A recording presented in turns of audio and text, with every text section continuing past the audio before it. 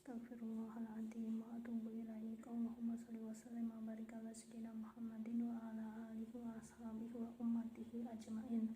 Alhamdulillahirabbil alamin.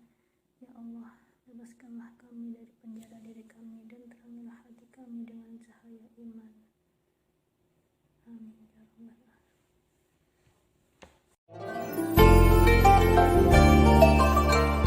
Assalamualaikum warahmatullahi wabarakatuh, Buya. Assalamualaikum warahmatullahi wabarakatuh. Afwan, Buya mau bertanya. Ada orang yang mengucapkan kata-kata seperti ini. Saya sih sudah gak terobsesi masuk surga. Di neraka juga gak apa-apa. Di sana juga saya punya banyak teman. Apakah pernyataan ini membuat dia keluar dari iman, Buya? Mohon nasihat untuk kami semua, Buya, cara menghadapi akhir zaman yang penuh dengan fitnah ini, Buya. Terima kasih. Bismillah. Jika yang mengucapkan itu adalah ahli la ilaha illallah, maka kita ucapkan innalillah. Karena itu bencana besar. Dan hendaknya kita tidak terima dan sedih. Karena ahli la ilaha illallah itu telah masuk wilayah aman dan iman. Tiba-tiba kok punya ungkapan-ungkapan semacam itu. Artinya dia telah kecelakaan berat. Kalau ada seorang hamba yang berkata semacam itu, maka dia telah kecelakaan besar. Kita harus sedih. Dia mendapatkan musibah. Bukan saja tabrakan mobil retak kepalanya, bukan. Tapi imannya yang hilang. Harus sedih kita dengar orang semacam itu. Kalau dia memang ahli la ilaha illallah tiba-tiba mengucapkan seperti itu. Sedih. Ya kita doakan semoga dapat hidayah dan sadar kalau ada orang semacam itu. Adapun hukumnya orang mengucapkan kalimat yang merendahkan surga dan neraka, Ibnu Hajar dalam Qawatiknya dan menjelaskan termasuk adalah hal yang menjadikan seseorang itu keluar dari iman adalah merendahkan surga dan merendahkan neraka. Ini yang pertama. Kemudian jika ada orang mengucapkan semacam itu, kita sedih.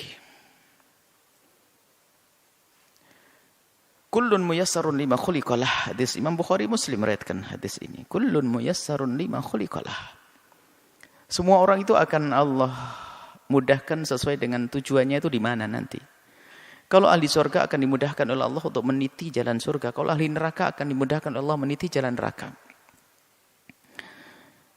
Tidak usah kita menilai orang. Tidak perlu juga kita mengatakan kalau dia adalah telah meniti ke neraka. Tidak. Itu nasihat untuk kita kok semuanya. Artinya begini.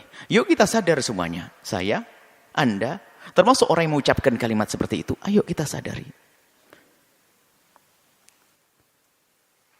Bahwasanya kalau memang orang itu ahli surga, dia akan dimudahkan untuk meniti amalan-amalan ahli surga. Tapi kalau ternyata memang ahli neraka, kita itu susah melakukan kebaikan. Jalannya ya kayak tiba-tiba mengucapkan kalimat semacam itu. Hati-hati. Mari kita koreksi diri kita sendiri. Enggak usahlah ngoreksi orang. Semoga kalau memang yang mendengar, yang mengucapkan kalimat seperti itu bisa mendengar kalimat kami ini, semoga bisa sadar. Artinya apa? Selagi tiba-tiba kok punya kalimat nggak benar, perilaku nggak benar ini, jangan-jangan kita ini, naudzubillah, jangan-jangan ahli neraka, kan begitu. Segera tarik kebiasaan jelek ini. Jangan sampai terus berlanjut dengan merendahkan neraka, merendahkan surga dengan kalimat ini. Sebab apa? Tanda-tanda ahli neraka ya seperti itu. Dari omongannya menghantarkan neraka, apalagi mengatakan sudah nggak terobsesi lagi dengan surga tidak ini. Wah ini bahaya banget. Artinya ya, cuman kita tidak boleh menunjuk di ahli neraka, akan tapi siapapun yang punya perilaku, ungkapan semacam itu, ini artinya adalah muyassarun, dia dimudahkan menuju neraka, kalau memang tempatnya adalah tempatnya neraka. Naudzubillah. Makanya yang ada sedih kita mendengar orang yang mengaku dia beriman tiba-tiba seperti itu. Karena apa? Dia lepas. Dan bara rel kemuliaan dia telah lepas. Ini kemudian selanjutnya.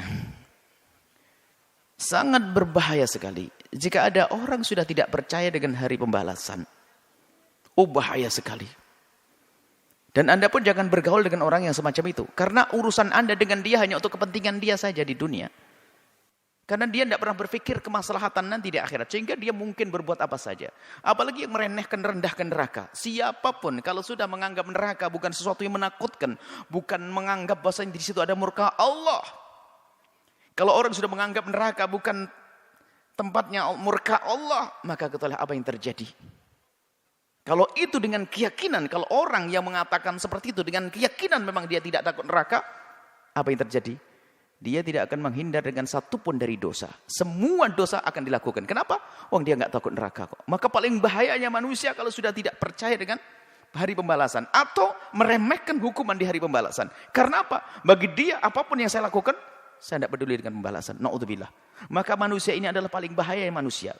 Suaminya akan ketakutan, istri akan ketakutan. Karena apa? Dia bahaya. Dia bisa melakukan apa saja. Karena apa? Bagi dia neraka enteng. Anda mau jual beli dengan orang ini, dia bisa saja menipu Anda. Kenapa? Dia tidak peduli kok. Menipu bikin masuk neraka, saya cari, teman saya banyak di sana. Urusan yang lainnya, culas, bohong. Mengambil haknya orang lain, zina, segala macam. Bisa saja dilakukan. Kenapa? Karena dia sudah tidak peduli dengan neraka. Bahaya sekali manusia semacam itu. Makanya, hendaknya jika ada orang semacam itu, ya kita tolong, kita sadarkan. Bahaya sekali itu. Dan ini nggak perlu orang semacam itu, perlu kita bela, kita na'udzubillah. Justru cara membelanya adalah yuk kita ingatkan, saudaraku kalau tidak laki-laki, saudariku, ayo jangan lakukan itu, bahaya itu. Dan orang ini sudah bayangkan, kalau orang masih percaya dengan hari pembalasan, ada hitungannya nanti di akhirat, ada pertimbangan ya. Kalau aku melakukan nanti dibalas. Melakukan nanti dibalas oleh Allah. Dia akan ada remnya. Tapi kalau sudah nggak takut dengan neraka, tidak punya rem sama sekali. Bahkan juga tidak ada kerinduan melakukan kebaikan. Kenapa? Dia nggak peduli dengan surga kok. Mau melakukan kebaikan nggak ada. Saya akan berbuat baik kalau dia ada keuntungan buat saya sekarang. Makanya apa yang dilakukan? Pamrih semuanya. Tidak akan tulus dia. Maka bahaya orang semacam ini. Na'udzubillah. Maka ayo kita doakan jika ada orang-orang semacam ini. Semoga Allah memberikan hidayah. Sedih kita. Bahaya sekali duduk. Kita takut duduk dengan orang-orang semacam itu. Kenapa? Tidak ada berhitung. Nggak ada remnya. Nggak ada remnya. Karena dosa bagi dia menghantarkan dia ke neraka. Dia bangga dengan neraka. Na'udzubillah. Atau memang sudah tidak punya iman dengan neraka. Masya Allah. Ini seperti itu. Jadi tolonglah. Kalau memang ada, saya tidak ngerti apakah banyak atau ada. Betul ada. Kalau memang ada orang mengucapkan hal yang demikian itu, yuk kita doakan semoga diberi kesadaran. Karena bahaya sekali dengan dia. Bahkan kalau di masyarakat kita, orang semacam itu paling bahaya. Dia bisa melakukan apa saja. Kenapa? Karena dia sudah tidak takut neraka. Diajak kebaikan kayak apapun nggak bisa. Kenapa? Pertimbangan dia adalah dia tidak senang, tidak merindukan surga lagi. Allah main dicari. Yang dicari adalah asalkan dia punya keinginan terpenuhi, selesai. Bukankah itu paling bahaya manusia? Bisa menjadi orang paling rakus, orang paling jahat, orang paling kena. Kalau tidak segera dia sadar. Maka kalau ada orang-orang yang semacam itu dari umat la ilaha illallah, kita doakan semoga Allah beri kesadaran. Karena dia bahaya sekali. Bahaya sekali. Bahaya sekali. Dan nular penyakit ini. Apalagi jika ini dilakukan oleh seorang tokoh. Seorang tokoh besar misalnya atau orang yang punya ketenaran mempengaruhi ke bawah semuanya. Maka jangan sampai kalau memang itu seorang ustadz tiba melakukan guyonan begitu akan kagum atau seorang apa saja. Kalau ini akan mempengaruhi, na'udzubillah. Kalau dia punya nama akan terpengaruh orang lain lebih banyak yang tersesat, na'udzubillah. Maka kami ingatkan kepada siapapun hati-hati dengan orang-orang semacam ini. Pertama doakan dan jangan dekat-dekat. Jangan berurusan dengan mereka. Karena apa? Dia punya racun yang membahayakan. Karena apa? Dia sudah tidak takut neraka. Nggak ada remnya. Kalau dia punya kekuasaan akan habisin semuanya demi kesenangannya. Kalau dia punya keahlian akan dihabiskan keahliannya untuk menuruti kesenangannya. Nggak ada hitungan surga, nggak ada hitungan neraka. Itu manusia berbahaya. Semoga Allah menjaga kita semua, menjaga iman kita semuanya. Dan semoga semua yang kita lakukan di dunia ini diridhai oleh Allah. Dan Allah pilihkan jalan-jalan yang Allah ridhai. Yang pelaku dosa Allah ampuni. Dan siapapun yang kepleset lesannya salah, semoga segera sadar sehingga kembali. Allah Maha Kasih kok. Maka kalau orang-orang yang mengatakan semacam itu, pintu maaf Allah luas. Segera minta maaf dan tanamkan rasa takut ke neraka, rindukan kepada surga dan ridho Allah Subhanahu wa taala, maka setelah itu apa? Anda akan diampuni oleh Allah dan selesai kisahnya. Jangan teruskan dengan sifat-sifat sombong dengan surga yang tidak lain adalah sombong dengan Allah kepada Allah Subhanahu wa taala. Sombong dengan neraka tidak lain adalah sombong kepada Allah Subhanahu wa taala. Nauzubillah. Semoga Allah mengampuni semuanya. Wallahu a'lam bishawab.